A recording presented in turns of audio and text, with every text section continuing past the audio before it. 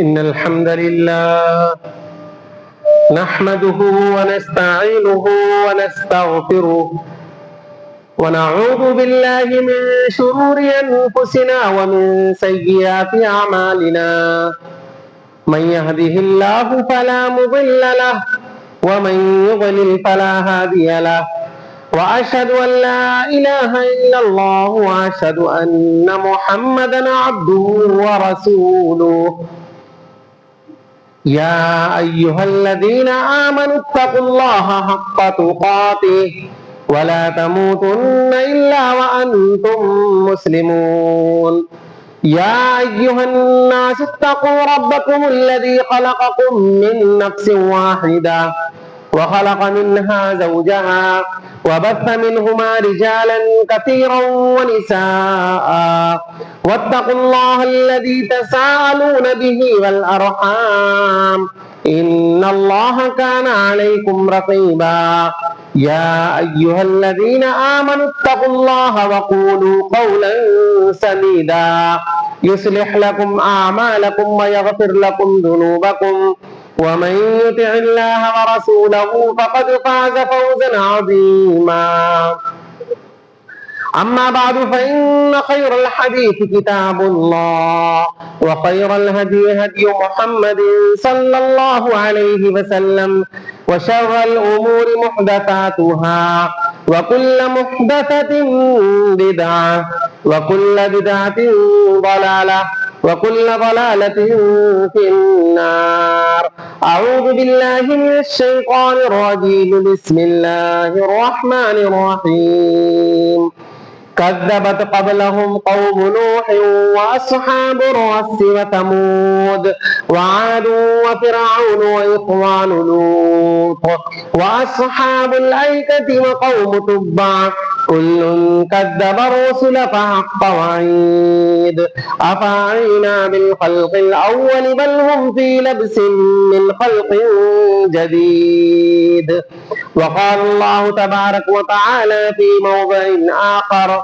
وقضى ربك ألا تعبدوا إلا إياه وبالوالدين إحسانا إما يبلغن عندك الكبر أحدهما أو كلاهما فلا تقل لهما أف ولا تنهرهما وقل لهما قولا كريما. حاضرین جمعہ، دینی و ملی بھائیوں، بزرگوں، عزیز بچوں، پردہ نشین ماں اور بہنوں،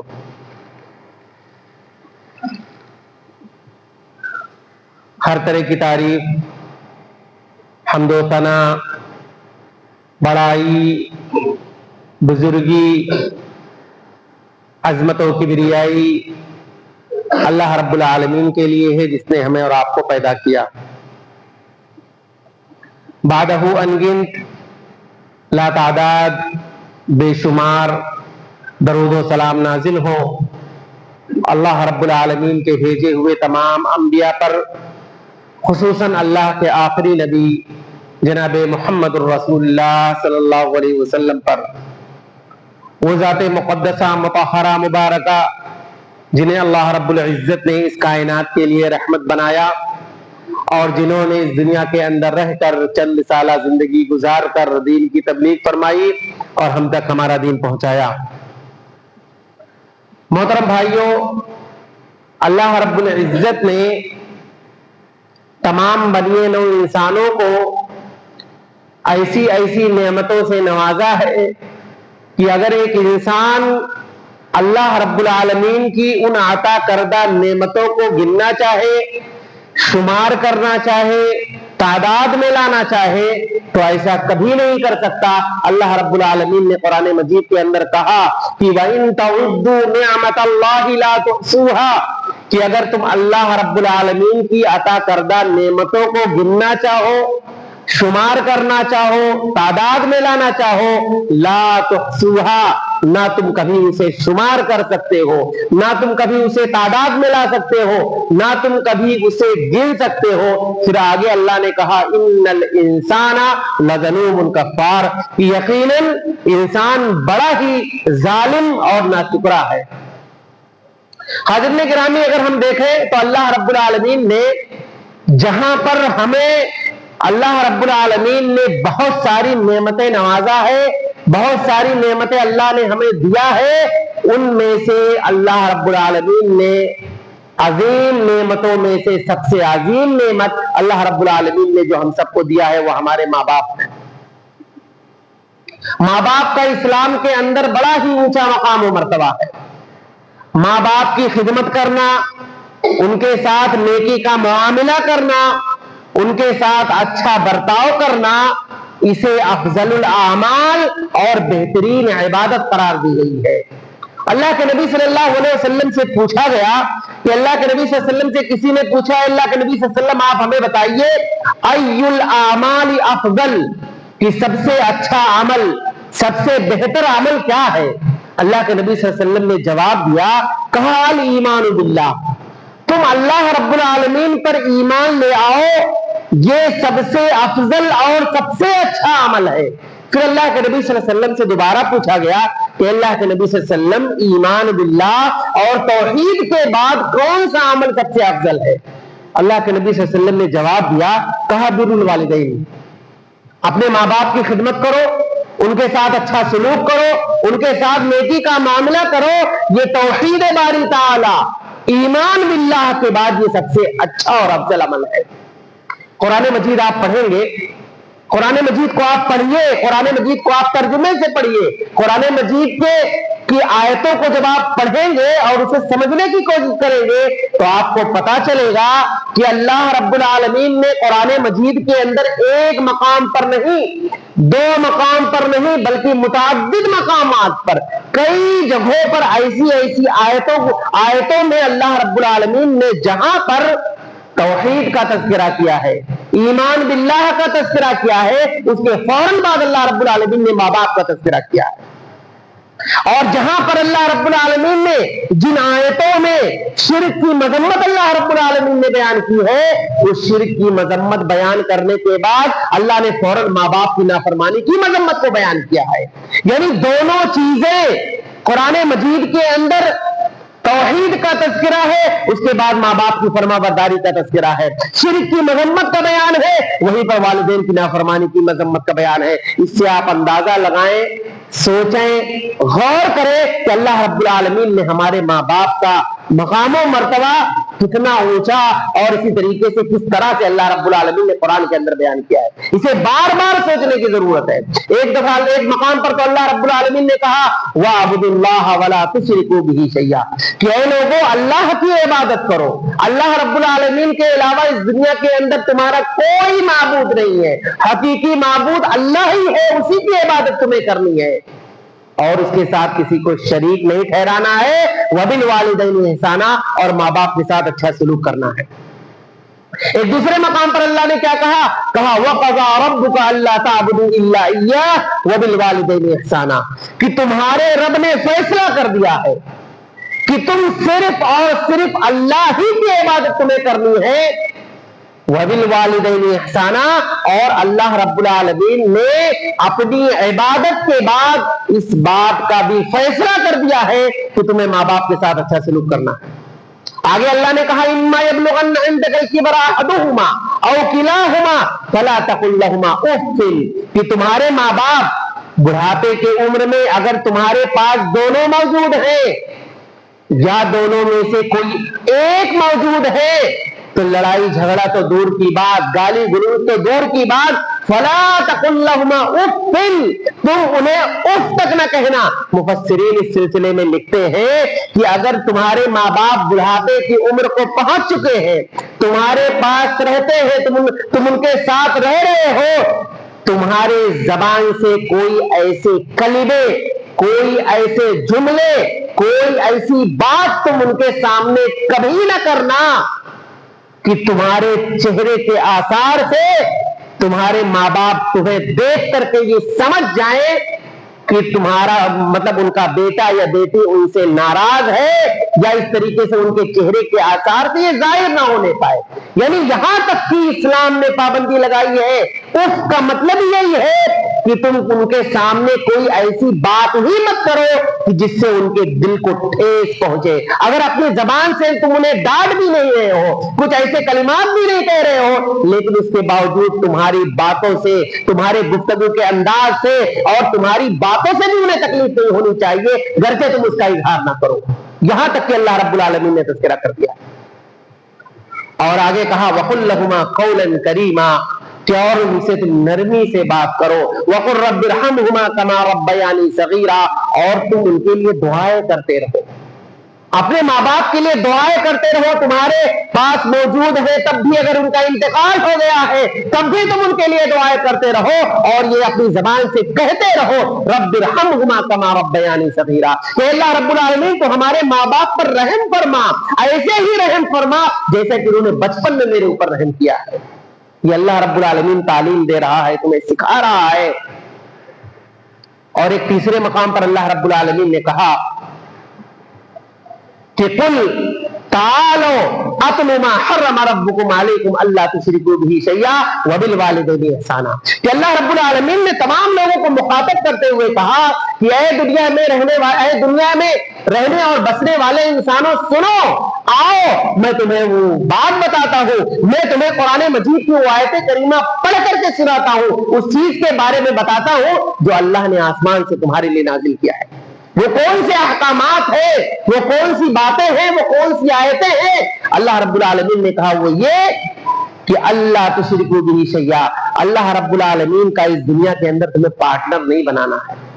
یہ پہلی بات. اللہ نے کہا کہ عبادت صرف اللہ کے لیے ہے, تو تم اللہ رب العالمین کے ساتھ کبھی کسی کو شریک مت ٹھہرانا. اور پھر آگے اللہ رب العالمین نے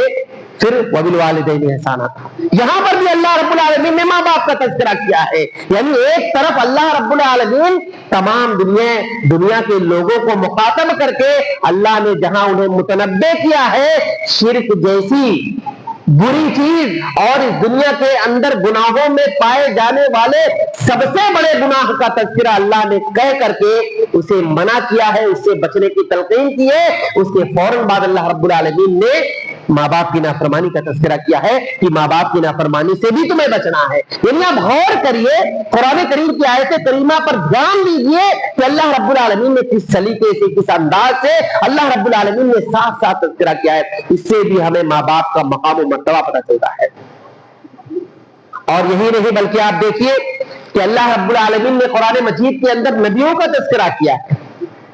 قرآن مجید کے بارے میں آپ کو بتاؤں کہ قرآن مجید کے اندر حلال و حرام کی باتیں بھی کی گئی ہیں, اور اسی طریقے سے توحید کا تذکرہ کیا گیا ہے, پورا ایک حصہ توحید پر مشتمل ہے. اور قرآن مجید کا جو تیسرا حصہ ہے اس میں اللہ رب العالمین نے انبیاء علیہ الصلوۃ والتسلیم کے واقعات کو بیان کیا ہے, پچھلی قوموں کا تذکرہ کیا ہے. تو آپ دیکھیے سورہ مریم پڑھیے, سورہ مریم اگر آپ پڑھیں گے تو سورہ مریم کے اندر اللہ رب العالمین نے 2 جلیل القدر نبیوں کا تذکرہ کیا ہے.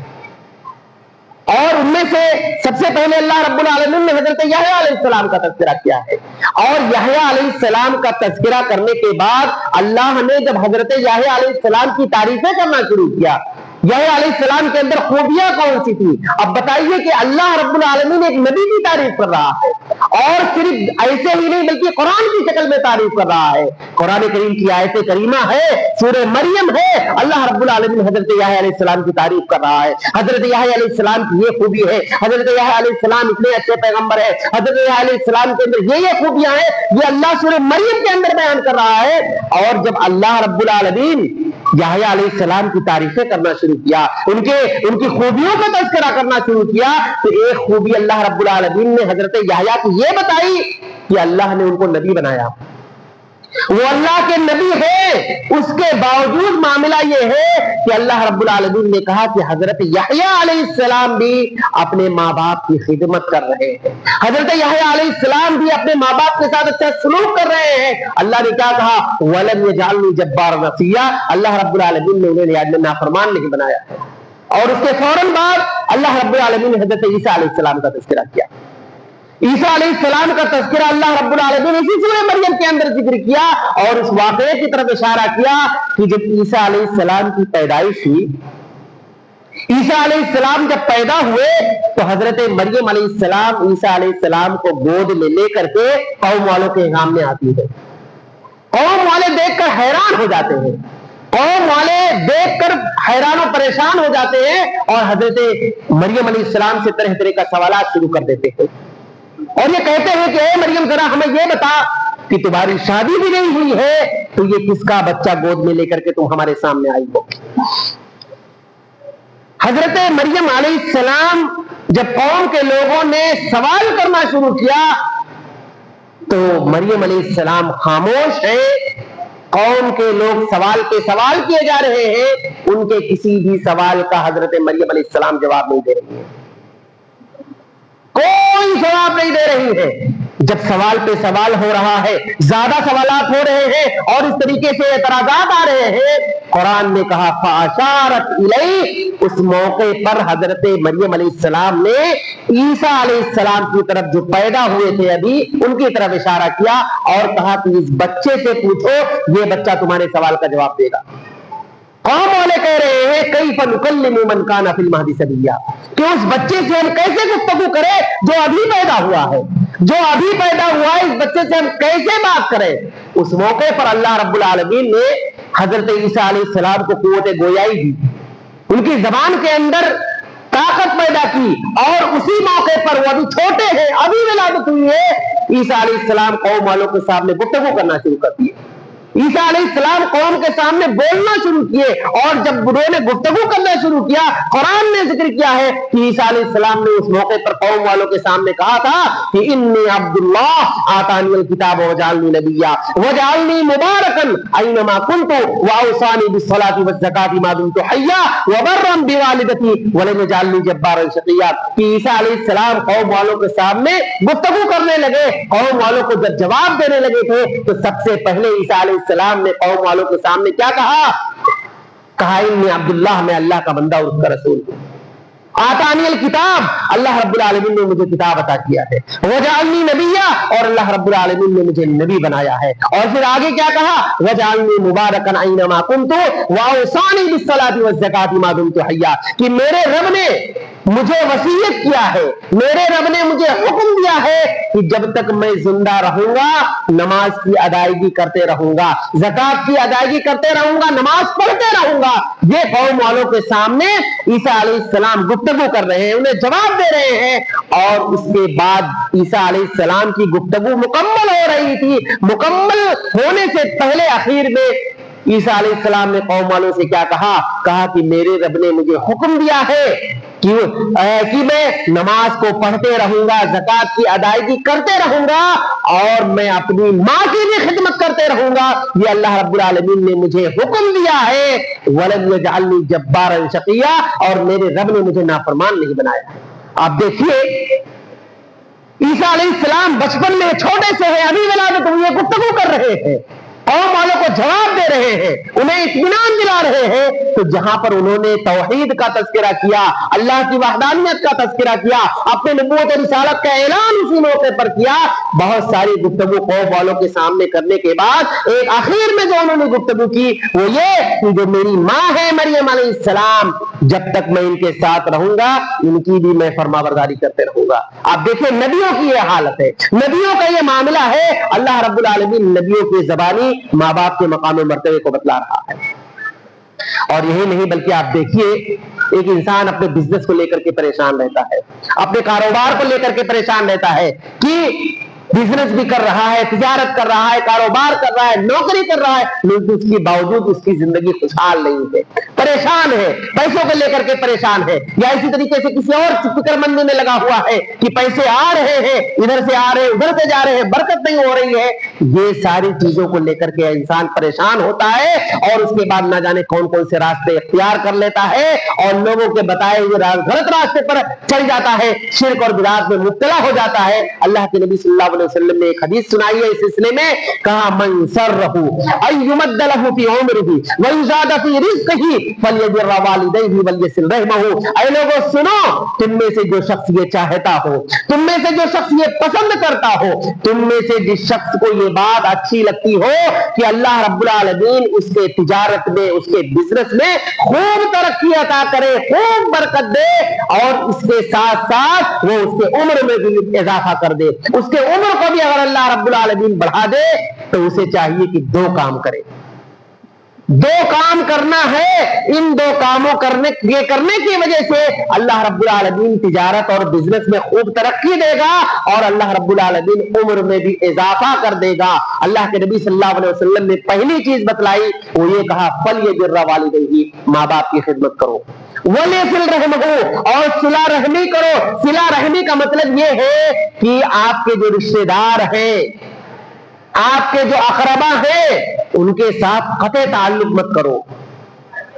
उनको जोड़ करके रखो, उनसे मोहब्बत से बात करो, उनका जो हक है उन्हें वो दो। अल्लाह रब्बुल आलमीन ने ये दो बातें बताई है, एक तो माँ बाप की खिदमत करना है और रिश्तेदारों के साथ अच्छा सलूक करना है। अल्लाह के नबी सल्लल्लाहु अलैहि वसल्लम बयान फरमाते हैं, जो शख्स उन दो बातों पर अमल करता है, अल्लाह रब्बुल आलमीन उसके तिजारत में भी बरकत देता है, उसके कारोबार में अल्लाह रब्बुल आलमीन बरकत देता है और उसकी उम्र को भी बढ़ा देता है। अब उम्र बढ़ाने का क्या मतलब है कि अल्लाह रब्बुल आलमीन किसी की उम्र 60 साल है तो 65 कर देगा, 70 कर देगा, क्या उम्र बढ़ाने का? शारीने हदीस में इस हदीस का जो मतलब लिखा है वो ये कि अल्लाह रब्बुल आलमीन के इख्तियार में है, अल्लाह रब्बुल आलमीन के पास रजिस्टर है, यमहुल्लाहु मा यशा व युस्बित, अल्लाह रब्बुल आलमीन जिसे चाहता है मिटाता है, जिसे चाहता है साबित करता है। अगर अल्लाह रब्बुल आलमीन चाहे तो उम्र को बढ़ा सकता है, ये अल्लाह के इख्तियार में है। और दूसरा मफहूम शारीने हदीस में लिखा है कि अगर अल्लाह रब्बुल आलमीन उम्र को नहीं बढ़ा रहा है तो अल्लाह रब्बुल आलमीन अगरचे किसी को 50 साल की उम्र दी है तो 50 साल की उम्र में उसको इतनी तौफीक देगा कि वो 50 साल की उम्र में वो इतना दीन का काम कर लेगा और इतने अच्छे अमाल कर लेगा कि जो 100 साल गुजारने के बाद शख्स नहीं कर पाता है। तो गोया कि एक तरह की दोनों बातें शारीने हदीस के सिलसिले में लिखा है। तो इसका फायदा क्या है, ये कब होगा, ये दो चीजें करना है, रिश्तेदारों के साथ इसने सलूक करना है, रिश्तेदारी को काटना नहीं है और माँ बाप की खिदमत करना है। तो ये दो फायदे अल्लाह के नबी सल्लल्लाहु अलैहि वसल्लम ने हमें बतलाए हैं। और यही नहीं, बात आगे बढ़ाते हैं कि माँ बाप की खिदमत करने का इतना बड़ा अजर व सवाब है, इतनी बड़ी नेकी है कि आप जरा उस हदीस पर गौर करें, जिनकी हदीस को इमाम तिरमिज़ी रहमतुल्लाह अलैह अपने सुनन के अंदर जिक्र करते हैं। रावी हदीस हज़रत आयशा रज़ियल्लाहु ताला अन्हा बयान करती हैं कि एक मरतबा अल्लाह के नबी सल्लल्लाहु अलैहि वसल्लम एक चारपाई के ऊपर एक मामूली सा बिस्तर बिछा हुआ था, अल्लाह के नबी सल्लल्लाहु अलैहि वसल्लम उस पर लेट करके आराम कर रहे थे, सो रहे थे। कह रही है कि मैं वहीं बगल में बैठी थी, मैं अचानक देख रही हूं कि अल्लाह के नबी सल्लल्लाहु अलैहि वसल्लम की आंख खुली, आप गहरी नींद में सो रहे थे और आसमान की जानिब देखकर आप मुस्कुराने लगे। कहती है कि मैंने जब ये देखा कि अल्लाह के नबी सल्लल्लाहु अलैहि वसल्लम सो रहे हैं, अचानक आंख खुली और आसमान की जानिब देखकर मुस्कुरा रहे हैं, कहती है कि मैंने अल्लाह के नबी सल्लल्लाहु अलैहि वसल्लम से कहा, फिदा का अबी व उम्मी या रसूलल्लाह, अल्लाह के नबी सल्लल्लाहु अलैहि वसल्लम मेरे माँ बाप आप पर कुर्बान हो, आप सो रहे थे, गहरी नींद में सो रहे थे, अचानक आपकी आंख खुली और आप बेदार हुए और आप आसमान की जानिब देखकर मुस्कुरा रहे हैं, मामला क्या है? आयशा रजी अल्लाह ताला अन्हा कहती है कि अल्लाह के नबी सल्लल्लाहु अलैहि वसल्लम ने जवाब दिया और वो जवाब ये था कि ऐ आयशा, आज तो मेरे रब ने आसमान के सारे पर्दे मुझसे हटा दिए, आसमान के सारे पर्दे मुझसे हटा दिए और मुझे लेटे लेटे यहीं से जन्नत दिखलाई गई। और आयशा मेरे हंसने की वजह है, अल्लाह के नबी सल्लल्लाहु अलैहि वसल्लम जब आसमान की तरफ देख रहे थे, अचानक आप बेदार हुए तो आपके चेहरे पर मुस्कुराहट थी। आयशा रज़ी अल्लाह ताला अन्हा ने इसकी भी वजह पूछी कि अल्लाह के नबी सल्लल्लाहु अलैहि वसल्लम आप अचानक बेदार होकर मुस्कुराने लगे हैं, आखिर मामला क्या है? अल्लाह के नबी सल्लल्लाहु अलैहि वसल्लम ने कहा, मेरे मुस्कुराने की वजह यह है कि जब मैंने जन्नत को देखा यही लेटे लेटे, तो मैं ये देख रहा हूं कि कोई नौजवान शख्स जो कुरान मजीद की तिलावत कर रहा है और पूरे जन्नती मिलकर के उस शख्स की तिलावत कुरान को सुन रहे हैं।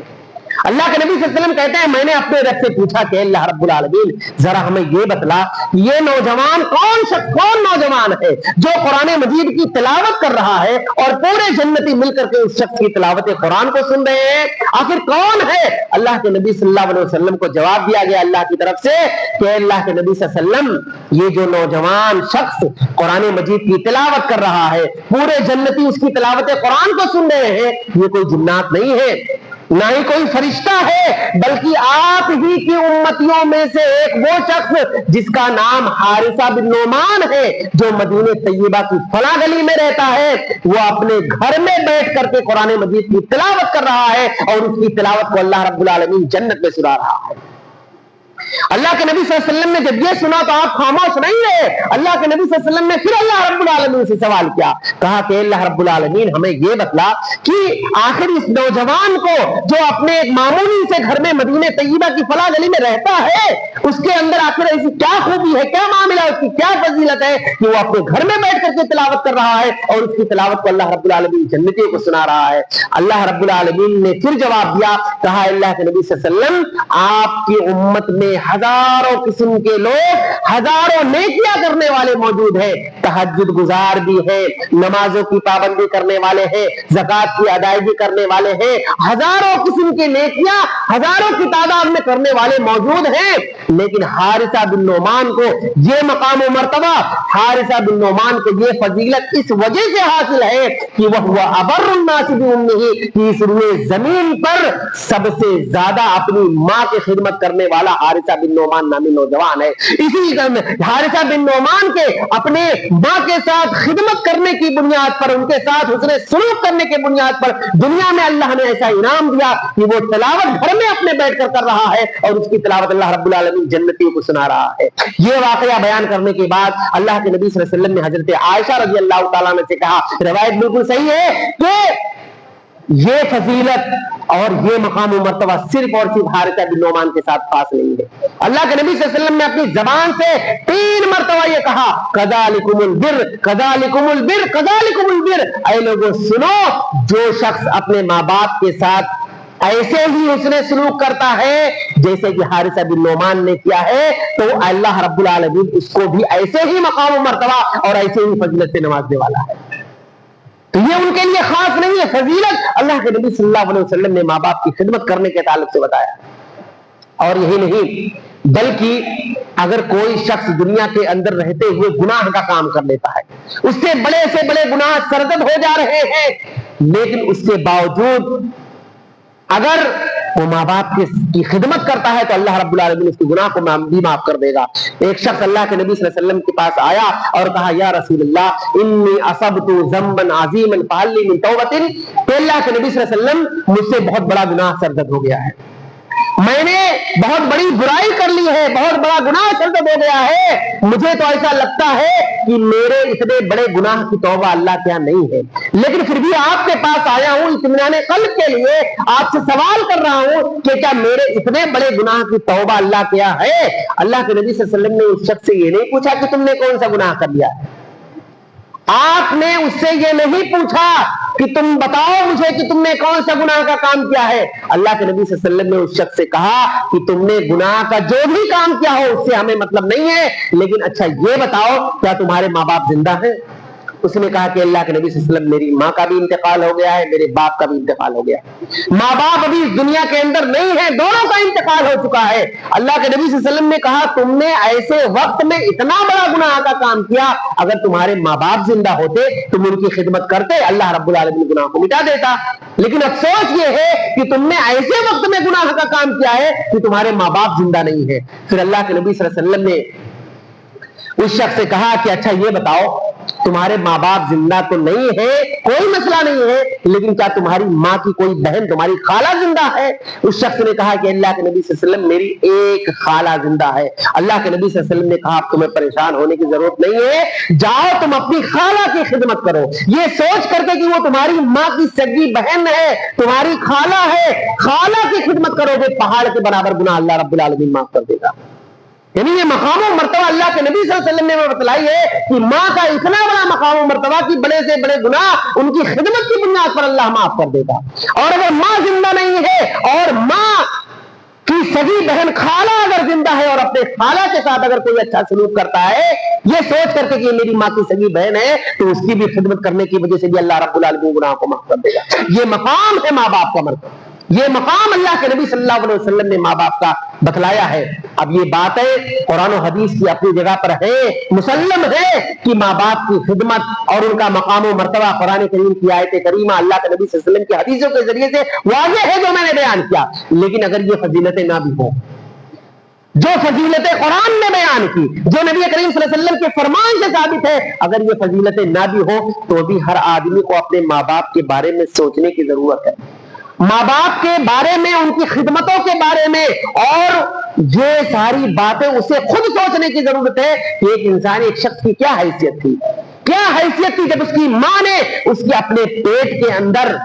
تکلیف پر تکلیف اٹھا کر کے 9 مہینہ پیٹ میں رکھا, ہزاروں مصیبتیں اٹھا کر کے اس نے اس کو پیدا کیا, اور یہی نہیں اپنے خون کو دودھ کی شکل میں اس ماں نے 2 سال تک اپنے بچے کو پلایا. اور یہی نہیں بلکہ ٹھنڈیوں کا جب موسم آتا تھا اور ٹھنڈیوں کے موسم میں جس وقت وہ چھوٹا بچہ اس بستر پہ پیشاب کر دیتا تھا, اور کچھ ایسے غریب گھرانے ہیں جن کے پاس دوسرا بستر میسر نہیں ہے, تو وہ ماں اس ٹھنڈیوں کے موسم میں گیلے جگہ پر اپنا لیٹ کر کے, سوکھے جگہ پر اس بچے کو لٹا کر کے ٹھنڈیوں کی لمبی لمبی راتیں اس طرح سے کاٹ دیا کرتی تھی. اور وہ باپ جو چلچلاتی ہوئی دھوپ اور اسی طریقے سے گرمیوں کے موسم میں اپنے بچوں کی اسکول کی فیس کے لیے اور اسی طریقے سے تاکہ ان کی زندگی اچھے سے گزرے, وہ باپ جس نے اپنی پوری زندگی اسی کاروبار اور تجارت اور نوکری اور مزدوری میں لگا دیا, لیکن یہی بیٹا جب بڑا ہو جاتا ہے, اس کے پیر میں طاقت ہو جاتی ہے, اس کے پیر میں قوت آ جاتی ہے, اس کو صلاحیت ہو جاتی ہے اور وہ طاقتور بن جاتا ہے, تو اپنے ماں باپ کی خدمتوں کو وہ بھلا دیتا ہے. اگر شادیاں بھی ہو جاتی ہے تو بیوی بچوں کو لے کر کے الگ ہو جاتا ہے. ماں باپ, بوڑھے ماں باپ پریشان ہیں, گھر میں ان کی کوئی خدمت کرنے کے لیے کوئی نہیں ہے, ان کو پانی دینے کے لیے کوئی نہیں ہے, ان کو کھانا دینے کے لیے کوئی نہیں ہے, اور وہ بیٹا اپنے ماں باپ کی خدمتوں کو بھلا کر کے اپنے بیوی بچوں کو لے کر کے الگ چلا گیا ہے.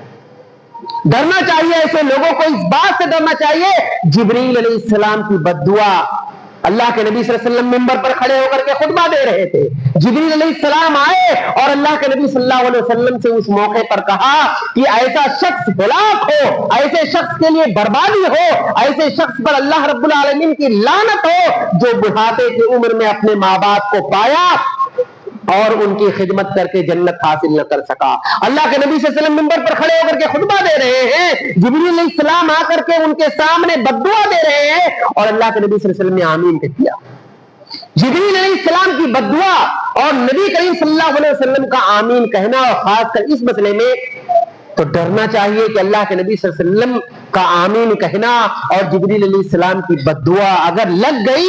تو اس شخص کی دنیا بھی تباہ ہو جائے گی اور آخرت بھی تباہ ہو جائے گی. اس لیے الرٹ رہنا چاہیے, اور ماں باپ کی ان تکلیفوں کو اور اسی طریقے سے ماں باپ کے وہ احسانات ہیں جو بچپن میں تمہارے اوپر انہوں نے کیا ہے, اس کو یاد رکھتے ہوئے ماں باپ کی فرما برداری ہر شخص کو کرتے رہنی چاہیے. یہاں تک کہ ایک روایت کے اندر اللہ کے نبی صلی اللہ علیہ وسلم نے بیان کیا, کہا ثلاثۃ حرم اللہ علیہم الجنہ. آپ صلی اللہ علیہ وسلم نے کہا میری امت میں 3 قسم کے لوگ ایسے ہیں جن کے اوپر اللہ نے جنت کو حرام ٹھہرا دیا ہے, جہنم کو واجب کر دیا ہے. وقت نہیں ہے کہ ساری باتیں میں آپ کے سامنے بیان کروں, لیکن ان میں سے ایک شخص وہ ہے جس کے اوپر اللہ نے جنت حرام قرار دیا ہے, وہ ہے العاق لوالدیہ, ماں باپ کی نافرمانی کرنے والا. ماں باپ کی نافرمانی کرنے والا, انہیں ستانے والا, انہیں پریشان کرنے والا. اللہ کے نبی صلی اللہ علیہ وسلم بیان کرتے ہیں کہ اللہ رب العالمین نے ایسے شخص کے لیے جنت نہیں بنائی ہے. یعنی آپ سوچئے کہ جو ماں باپ کا نافرمان ہوگا وہ دوسری نیک کیا کیسے کرے گا. ایسا نہیں ہے ممکن ہے کہ ایک آدمی نماز بھی پڑھتا ہو, دین اسلام کے سلسلے میں دلچسپی بھی رکھتا ہو, تہجد گزار بھی ہو اور ماں باپ کو گالیاں بھی دیتا ہو. ایسا ناممکن ہے. ایک انسان یہ ہے کہ جو ماں باپ کی قدر نہیں کرتا ہے اور ان کے احسانات کو بھلا دیتا ہے, دوسری عبادتیں کیا کرے گا, جس کو اب ماں باپ کی فکر نہیں ہے. اور ایک آخری بات میں آپ کے سامنے کہہ کر اپنی بات ختم کروں گا کہ بہت سارے ایسے لوگ ہیں جن کے ماں باپ کا اس دنیا کا انتقال ہو چکا ہے, نہیں موجود ہے. ماں باپ اگر زندہ ہے ان کی خدمت کرے, لیکن اگر ماں باپ نہیں ہے تو وہ کیا کرے. اللہ کے نبی صلی اللہ علیہ وسلم نے ایک حدیث حضرت ابو سعید رضی اللہ تعالیٰ عنہ بیان کرتے ہیں کہ اللہ کے نبی صلی اللہ علیہ وسلم نے کہا کہ اس دنیا کے اندر جن کے ماں باپ کا انتقال ہو چکا ہے، اس دنیا میں ماں باپ نہیں ہے، اولاد کے اوپر اولاد میں لڑکا بھی آتا ہے، لڑکی بھی آتی ہے۔ اللہ کے نبی صلی اللہ علیہ وسلم نے کہا اس اولاد پر، اس کے اولاد پر 5 ذمہ داری اللہ کے نبی صلی اللہ علیہ وسلم نے بتائی ہے۔ ماں باپ کا انتقال ہو گیا، اس کے اولاد کے اوپر پہلی ذمہ داری یہ ہے، انتقال ہوا جا کر کے ان کی نماز جنازہ پڑھے،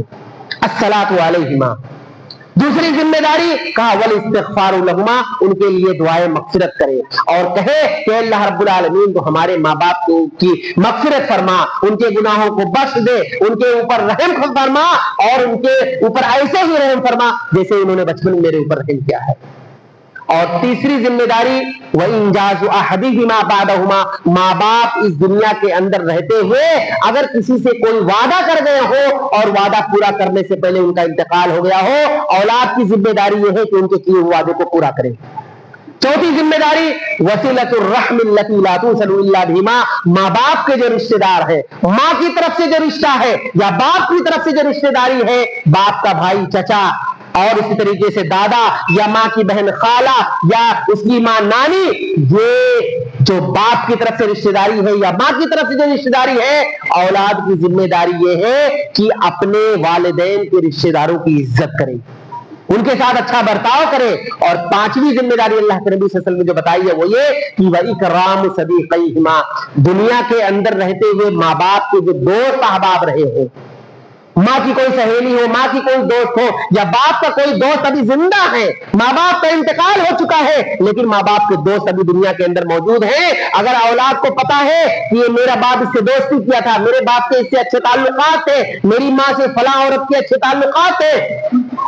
اولاد کی ذمہ داری یہ ہے کہ اپنے والدین کے دوستوں کی عزت کرے۔ یہ اللہ کے نبی صلی اللہ علیہ وسلم نے اولاد کے اوپر 5 ذمہ داریاں بتائی ہیں۔